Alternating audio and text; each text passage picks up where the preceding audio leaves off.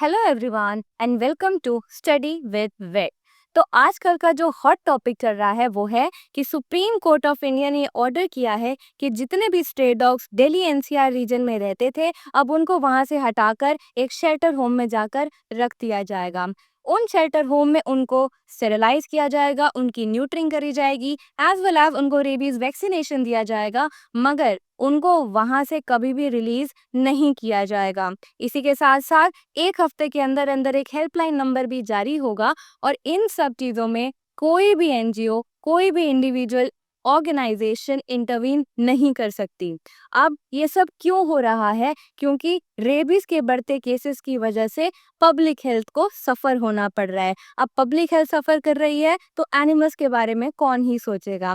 तो being a future veterinarian as well as a citizen of Delhi NCR, I strongly oppose this action. As a veterinarian, जिस life को save करने के लिए हम दिन रात पढ़ते हैं उनको सेक्रीफाइस हम नहीं कर सकते। अगर ये एक्ट लागू हुआ तो क्या होगा? मास कलिंग होगी, यूथनेशिया होगा, as well as over crowded shelters होंगे, जिसकी वजह से ये जो इनोसेंट क्रिएचर्स हैं वो देखते ही देखते हमारी धरती से इरेज हो जाएंगे। So, being a veterinary student, let me first scientifically familiarize you all to what rabies actually is. जैसे कि पूरे इंडिया में कोरोना वायरस आया था जो कि एक वायरल डिजीज थी, वैसे ही रेबीज भी एक वायरल डिजीज है जिसको लाइसा वायरस ट्रांसमिट करता है। अब ये कैसे ट्रांसमिट होती है? जब डॉग आपको बाइट करेगा तो वो अपना सलाइवा आपके अंदर इंजेक्ट कर देगा। उस सलाइवा की वजह से ही आप में रेबीज का इन्फेक्शन हो सकता है। जनरली डॉग्स एंड कैट्स में फ्यूरियस फॉर्म ऑफ रेबीज देखी जाती है, जिसमें वो ज्यादा काटने की कोशिश करता है, ज्यादा शोर मचाता है, ज्यादा भौंकता है, एज वेल एज उसका जो सलाइवा है वो भी ज्यादा निकलता है और उसको पानी से डर लगने लगता है। तो रेबीज की बीमारी कोई नई बीमारी नहीं है।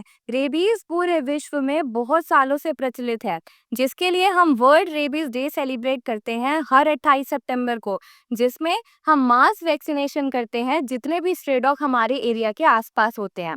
अब हमें ये पता चल गया रेबीज क्या होती है और क्यों होती है। अब इसका बचाव कैसे करना है? इसके बचाव के लिए सबसे पहले आपको वैक्सीनेशन के बारे में पता होना चाहिए। इसकी वैक्सीनेशन दो तरीके से होती है। एक होती है प्री एक्सपोजर वैक्सीन, दूसरी होती है पोस्ट एक्सपोजर वैक्सीन। अब प्री एक्सपोजर में आपको किसी कुत्ते ने काटा नहीं है, बट आप पहले अगर ये वैक्सीनेशन लोगे तो आप इम्यूनाइज हो जाओगे और अगर फ्यूचर में आपको कभी उस वो कोई कुत्ता काटेगा तो आपको रेबीज नहीं होगी। अगर मैं इंसानों की बात करूं तो इंसान को 3 शॉट लेने पड़ते हैं। पहला होता है 0 डे पे, फिर उसके 7वें दिन होगा, फिर उस 0 डे के 21वें डे पे हम उसका तीसरा डोज लेंगे। और ये सब लेने के बाद 3 साल तक जो इंसान होता है वो रेबीज के लिए इम्यून हो जाएगा। अब इस 3 साल तक उसको कोई भी कुत्ता काटेगा तो उसको पोस्ट केयर नहीं लेनी पड़ेगी और उसको रेबीज नहीं होगी। अगर मैं डॉग्स की बात करूं तो डॉग्स में रेबीज का पहला शॉट तब लगता है जब वो 3 महीने का होता है, फिर उसका बूस्टर शॉट लगता है जब वो 4 महीने का हो जाता है, और फिर उसका सुपर बूस्टर शॉट लगता है जब वो 8 महीने का हो जाता है। इसके बाद हर साल हम उसको रेबीज का वैक्सीनेशन देते हैं ताकि वो रेबीज से फ्री रहे। अब अगर किसी इंसान को कोई रेबिड कुत्ते ने काट लिया है, अब जरूरी नहीं कि वो रेबीज का साइन शो करेगा ही करेगा, वो मोस्टली कैरियर फॉर्म में भी पार्टिसिपेट कर सकता है। तो अगर किसी भी एनिमल ने आपको काटा है तो आपको रेबीज का पोस्ट मैनेजमेंट मेजर्स लेने ही लेने हैं। तो अगर आपका काटने से उसके काटने से आपको बस क्रैच आया है तो आपको वूंड मैनेजमेंट करनी है सबसे पहले, जिसमें आप उसको सोप से धोगे, आप उसमें एंटीसेप्टिक डालोगे, एज वेल एज आप उसमें कोई भी सूचरिंग परफॉर्म नहीं करोगे, उस वुंड को खुला ही रहने दोगे। तो अगर आपको बस स्क्रैच आया है तो इससे काम चल जाएगा। अब स्क्रैच से अगर एक कदम और बढ़ के अगर आपकी जो म्यूकस मेम्ब्रेन है, जो आपका मुलायम हिस्सा है, वो एक्सपोज हो गया है तो आपको वुंड मैनेजमेंट तो करनी ही करनी है। इसके साथ साथ अब आपको वैक्सीन के शॉट भी लेने पड़ेंगे। अब पोस्ट एक्सपोजर में 5 शॉट लेने पड़ते हैं। पहले के ज़माने में 7 शॉट लेने पड़ते थे, बट आज के ज़माने में बस 5 शॉट लेने पड़ते हैं। पहला, जिस दिन आपको कुत्ते ने काटा, फिर उसके तीसरे दिन, फिर उसके 7वें दिन और फिर उसके 14वें दिन और फिर उसके 28वें दिन आपको उसकी 5 शॉट लेनी है। अब अगर तीसरी कैटेगरी आती है कि उसने आपको काटा और आपकी ब्लीडिंग होने लग गई है, ब्लीडिंग के टाइम पे भी आप वुंड मैनेजमेंट पक्का करोगे, वैक्सीनेशन भी पक्का करोगे और इसके साथ साथ रेबीज इम्यूनोग्लोबुलिन एक प्रोसेस होता है जिसमें हम एंटीबॉडी को बॉडी में इंजेक्ट कर देते हैं, जिससे वो वायरस से अटैच हो जाता है और वो वायरस फिर हमारे ब्रेन तक नहीं पहुंच पाता। तो अब हमें पता है कि वैक्सीनेशन एक सॉल्यूशन है, अवेयरनेस एक सॉल्यूशन है, मगर उनको जेल करके शेल्टर में रख देना ये कोई भी सॉल्यूशन नहीं है। वो बस बीमार हैं, वो कोई क्रिमिनल नहीं है। एक कुत्ता बीमार होता है, सारे बीमार नहीं है। तो अब बात आती है रेप केसेस की। तो रेप केसेस में क्या हम हर मर्द को जेल के खिलाफ डाल देते हैं? नहीं, बल्कि आजकल तो रेप के जो क्रिमिनल्स होते हैं वो फ्रीली रोम करते हैं और अपने विक्टिम्स को ही मार देते हैं। वहीं अगर मैं बात करूं जहरीली हवा से जो फेफड़ों को तकलीफ होती है, तो क्या हम व्हीकल का यूज करना ही बंद कर देते हैं? नहीं, बल्कि हम कुछ ऑल्टरनेटिव निकालते हैं। जैसे इलेक्ट्रिक व्हीकल की खोज हुई, सीएनजी वाले व्हीकल की खोज हुई, बट अब जब बात इन बेजुबान जानवरों की आई है जो अपने लिए कुछ भी बोल नहीं सकते, तो क्या कोई ऑल्टरनेटिव सॉल्यूशन ढूंढने के बजाय हमें उनको जेल में डाल देना चाहिए? अभी एक न्यूज़ आई थी कि यूपी का एक कबड्डी प्लेयर था, उसने एक पपी की जान बचाई और उस पपी ने उसको काट लिया था। तो तब तो उसने कोई भी मेजर नहीं लिया, कोई भी वैक्सीन की डोज नहीं ली, कोई भी पोस्ट मैनेजमेंट केयर नहीं ली, बट आफ्टर अ मंथ और सो उसकी डेथ हो गई। तो अब क्या इसकी गलती उस कुत्ते की थी? नहीं। गलती क्या थी? उसको अवेयरनेस नहीं थी कि अगर कोई कुत्ता काटे तो उसको वैक्सीन का शॉट लेना है। उसको वैक्सीन के बारे में जानकारी नहीं थी। तो हमें ये ध्यान रखना है कि जो डॉग्स होते हैं वो कैरियर का रोल प्ले करते हैं। भले ही वो पपी क्यूट है, कुछ नहीं शो कर रहा, बट वो एक कैरियर की तरह काम कर सकता है।